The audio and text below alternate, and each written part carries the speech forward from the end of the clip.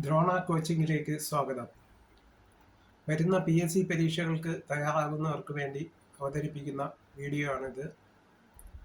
മുൻകാല PSC ചോദ്യങ്ങൾ, പ്രതീക്ഷിക്കാവുന്ന ചോദ്യങ്ങൾ എന്നിവ ഇതിൽ ഉൾപ്പെടുത്തിയിരിക്കുന്നു.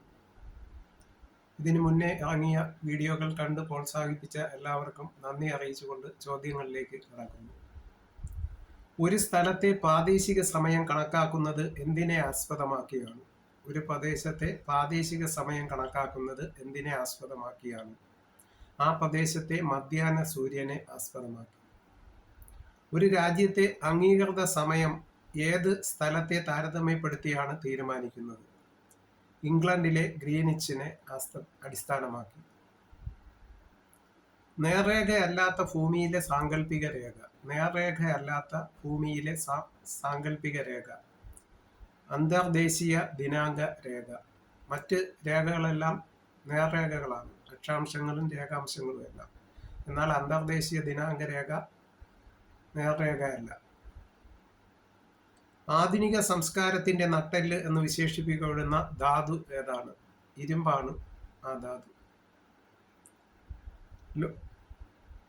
ഇരുമ്പയിർ ഉൽപാദനത്തിൽ ഇന്ത്യയുടെ സ്ഥാനം. ഇരുമ്പയിർ ഉൽപാദനത്തിൽ ഇന്ത്യയുടെ സ്ഥാനം 2. ഇന്ത്യൻ ഇരുമ്പുരുക്ക് ശാല സ്ഥാപിതമായത് എന്ന് എവിടെ? ഇന്ത്യൻ ഇരുമ്പുരുക്ക് ശാല നിർമ്മിതമായത് എവിടെ എന്ന്? 1919 പശ്ചിമ ബംഗാളിലെ ബാൻപൂറിൽ 1919. മൈസൂർ ഇരുമ്പുരുക്ക് ശാല സ്ഥാപിതമായത് എന്ന് എവിടെ? മൈസൂർ ഇരുമ്പുരുക്ക് ശാല സ്ഥാപിതമായത് എന്ന് എവിടെ? 1923 ഭദ്രാവതിയിൽ ആണ്. ഭദ്രാവതിയിൽ. മൈസൂർ ഇരുമ്പുരുക്ക് ശാല 1972 ഏത് പേരിലേക്ക് മാറി? വിശ്വേശ്വരയ്യ ഇരുമ്പുരുക്ക് ശാല ലിമിറ്റഡ്. ടാറ്റ ഉരുക്ക് നിർമ്മാണശാല എവിടെയാണ് സ്ഥാപിച്ചിരിക്കുന്നത്? ടാറ്റ ഉരുക്ക് നിർമ്മാണശാല എവിടെയാണ് സ്ഥാപിച്ചിരിക്കുന്നത്? ജാർഖണ്ഡിലെ സിംഘം.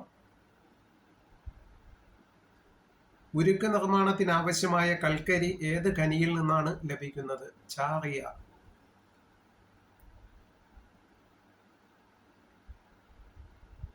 ലോഹ വ്യവസായത്തിൽ അലൂമിനിയം വ്യവസായത്തിന് ഇന്ത്യയിൽ എത്രാം സ്ഥാനമാണ് ഉള്ളത്? 2ാം സ്ഥാനം. ആസൂത്രണ ഉപദേശക സമിതി രൂപം കൊണ്ടത് എന്ന്? ആസൂത്രണ ഉപദേശക സമിതി രൂപം കൊണ്ടത് എന്ന്? 1946. ധനകാര്യ കമ്മീഷനെ കുറിച്ച് പ്രതിപാദിക്കുന്ന ആർട്ടിക്കിളുകൾ ഏതെല്ലാം? ധനകാര്യ കമ്മീഷനെ കുറിച്ച് പ്രതിപാദിക്കുന്ന ആർട്ടിക്കിളുകൾ ഏതെല്ലാം? ആർട്ടിക്കിൾ 280, 281.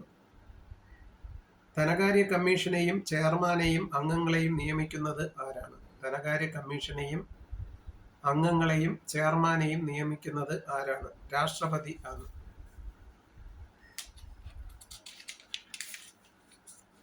ആയിരത്തി 1951 നിലവിൽ വന്ന ധനകാര്യ കമ്മീഷന്റെ ആദ്യ ചെയർമാൻ ആരായിരുന്നു? KC നിയോഗി ആയിരുന്നു. ധനകാര്യ കമ്മീഷൻ റിപ്പോർട്ട് സമർപ്പിക്കുന്നത് ആർക്കാണ്? ധനകാര്യ കമ്മീഷൻ റിപ്പോർട്ട് സമർപ്പിക്കുന്നത് ആർക്കാണ്? രാഷ്ട്രപതിക്ക്. സംസ്ഥാന ധനകാര്യ കമ്മീഷനെ നിയമിക്കുന്നത് ആര്? സംസ്ഥാന ധനകാര്യ കമ്മീഷനെ നിയമിക്കുന്നത് ആര്? ഗവർണർ ആണ്. ഡെക്കാനും ദക്ഷിണേന്ത്യയും ആക്രമിച്ച ആദ്യ മുസ്ലിം ഭരണാധികാരി.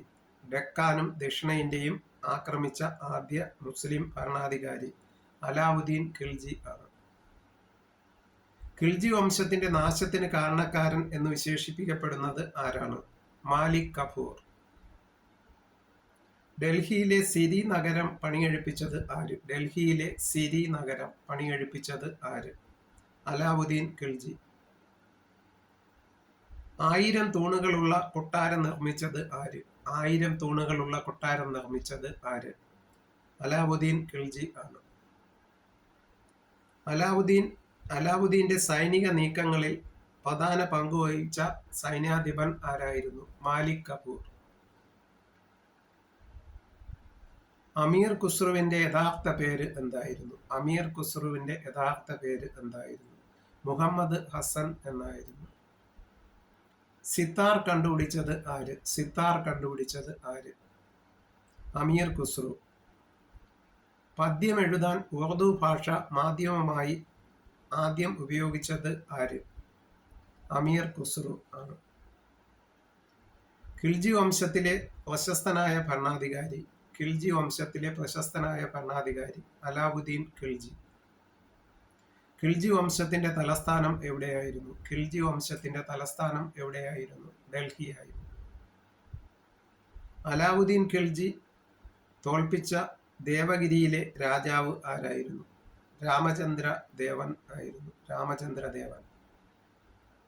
കേരള പിറവിയുടെ സുവർണ ജൂബിലി വർഷം ഏതായിരുന്നു?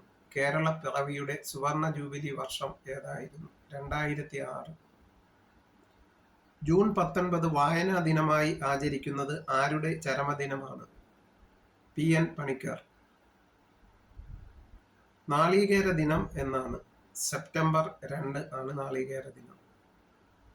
ശ്രീകൃഷ്ണ കഥയെ ആധാരമാക്കി മലയാളത്തിൽ ഉണ്ടായ ആദ്യ മഹാകാവ്യം ഏതാണ്? കൃഷ്ണഗാഥ ആണ്. മഞ്ചരി വൃത്തത്തിലുള്ള കൃഷ്ണഗാഥ.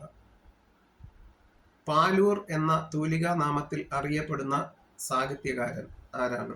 മാധവൻ നമ്പൂതിരി ആണ്. മാധവൻ നമ്പൂതിരി.